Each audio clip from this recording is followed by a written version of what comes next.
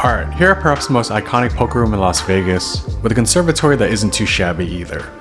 I especially like the current Chinese New Year setup as it is my zodiac being the year of the tiger, and I get things started off at this 8-handed 5-10 game for 1500, and in the first notable hand I've got black kings at race of 30 from under the gun. Everyone except for the hijack calls, and we go a whopping 7 ways to jack 8 deuce with 2 diamonds and a club. After the blinds check, I check as well in an effort to gather more information. It gets to the cutoff who bets 140, button folds, small blind calls, big blind folds, and then it's back on me. There's a decently wide range of possibilities on this board with straight and flush draws, top 2, and sets. I can mix between flatting and raising, but I opt for the former to hopefully conceal the strength of my hand and gain more information heading into 4th Street. The remaining players fold, and we go 3 ways to a turn of a 6 of clubs, putting up another flush draw. Checks again to the cutoff, who fires 260. Small blind deliberates a bit before calling, and with each of my opponents having another 600 back, now seems to be the right time to go with my hand, with a jack and draws being my main targets. I will run into a set on occasion with the opponent in the cutoff most likely to have that type of holding, but if that's the case, I pretty much just have to chalk it up to a mini cooler. I rip for the 860 effective, and I get good news as the cutoff fairly quickly folds, and the small blind doesn't act immediately. He ends up tanking for over a minute, and ultimately releases his hand. Nice to rake in a fairly significant pot with kings, after starting this hand heavily multi-way. Shortly after, I moved to a different seat for a better viewing angle and a race of 30 from under the gun with 6-7 of clubs. Middle position calls, and the small blind repops to 150. Not sure how my opponent is constructing here, but given the positional dynamics of him 3-betting from the small blind after my open from under the gun, it feels like he should be pretty strong. That said, we are fairly deep against this opponent having started this hand with about 2500 effective, so I call, and that brings in middle position as well. We take a flop 3 ways, which comes cards matching the worst starting hand and no limit hold'em, as the dealer puts out 7 deuce deuce rainbow. Small blind c-bets 150, and not ready to give him credit for an overpair just yet, I call, and middle position folds. Heads up to a turn, which comes the ace of spades, and this time small blind checks. This is a pretty bad card as I'm no longer ahead of ace x hands. That said, my opponent might not like this card either if he has 10s through kings. I'm not ready to do anything just yet with my 7, so I check back, and the river rolls off another deuce. This time small blind reintroduces the aggression for a bet of 300. Kind of an interesting spot as he could be block betting with the aforementioned pocket pairs under an ace. He can also have an ace of course, but my gut is telling me that it's unlikely that this bet is a bluff, since finding them is a bit of a stretch. Anyhow, long story short, I feel like I'm beat and I don't like the proposition of turning my hand into a bluff, so I fold. A short while later, my opponent wanted to chat about the hand, and I told him I had a pair, and he seemed honest when he told me that he had pocket aces. If that's the case, then the ace on the turn actually saved me some money. I then pick up recording of this next one midway through the hand, as I did not expect it to be a significant one, but I was definitely proved wrong. We were playing short-handed, under the gun and button limp, small blind completes, and I check my option in the big blind with king 10 offsuit. We go 4 ways to queen jack 3, all black. Action checks it under the gun who bets 40, button and small blind call, and with 6 clean outs, I call as well. We continue 4 ways to 4th Street, which comes gin as it's the ace of clubs giving me the nuts and putting up a backdoor flush draw. Small blind decides to lead this time for 200, and given the variety of possibilities on this board, I could definitely get behind a raise. I look to disguise the strength of my hand though, and just flat. Under the gun ends up ripping for 260 total, and then the button also looks to have a decision as he goes well into the tank, but ends up folding. Small blind and I call the additional 60, and looking for a clean river, it comes just that with a 9 of hearts. The run good doesn't end there, as small blind continues to put chips in the pot, this time for a bet of 430 with roughly 600 back. The act of disguise is officially over, and while I expect to sometimes chop, there's only one move, so I rip for 1030 effective. Small blind doesn't snap, but eventually decides to put it in. I announce that I've got it, and I win against small blind's ace jack, and middle position who mucks.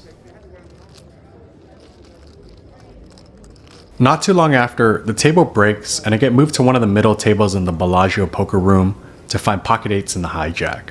There's a middle position race of 30, and I choose to play this one aggressively via a 3-bet to 100. Middle position calls, and we take a flop heads up which comes 10 deuce deuce rainbow. Middle position check calls my range c-bet of 70, and I continue to find miracles on 4th Street as it comes to 8 of hearts giving me a full house. After middle position checks, I would typically lean towards a bet, but given the lack of flush draws on this board, I can picture checking back some Broadway holdings in this spot, so in an effort to feint weakness, I check back. River comes a blank 4 of spades, and middle position checks again. Now it's a matter of sizing, and without going into all of the debate and jargon about whether a small or large bet is better, I settle on an overbet of 500.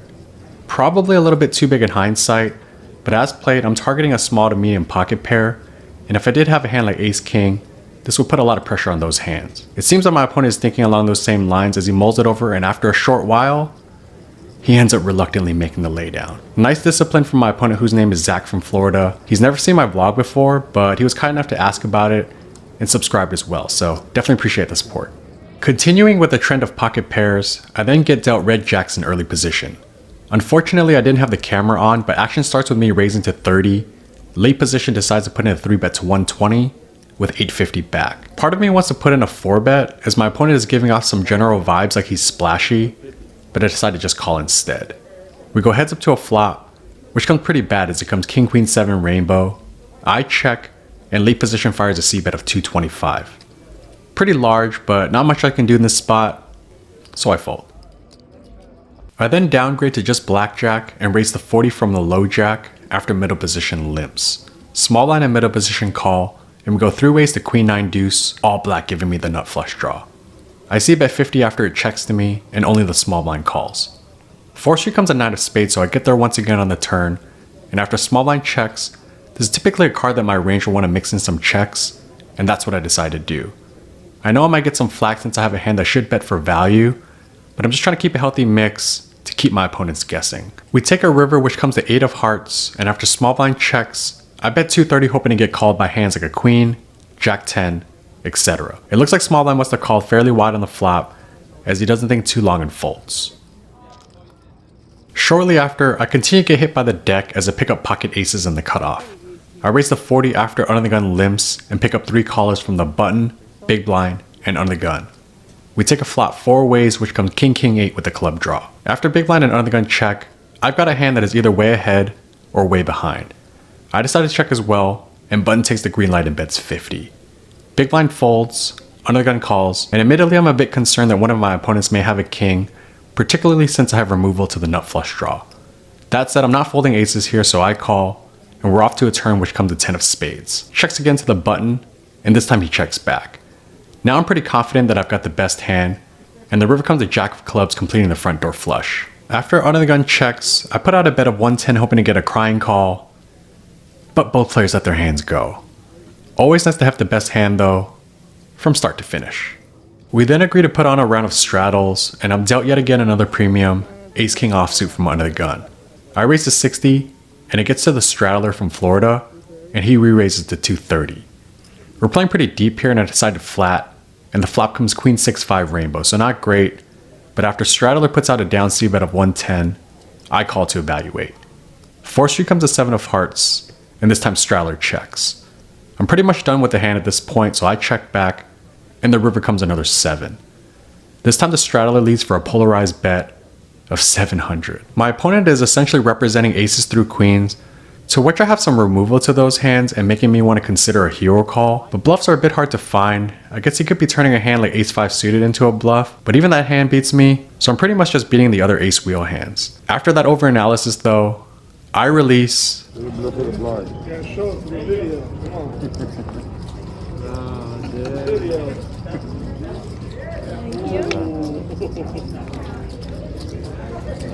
I'll never see this guy again. Within the same orbit, I'm now in the straddle with pocket queens, and oddly enough, I've got the same suits. The same opponent from the previous hand is now in the small blind, and he raises to 70. Big blind calls, and got a squeeze here, so I make it 280, and they both fold. It's a pretty friendly vibe at the table, so I decide to show, given the irony of the situation. Last notable hand of the session, the straddle is on, and I've got 6-8 of clubs in the cutoff. I raise to 60, and the small blind re-raises to 240. We start at the hand at 1500 effective, and I proceed with the call. I haven't really missed a flop all night, and that's no different on this set of community cards, which comes jack 10-9 with 2 clubs and a heart, giving me a flush draw, and the bad end of a straight draw. Small blind checks, and while he could be mixing in some traps, I'm in a spot where pressing my equity seems to make sense, so I fire 300, and after a bit of thinking, my opponent lets it go.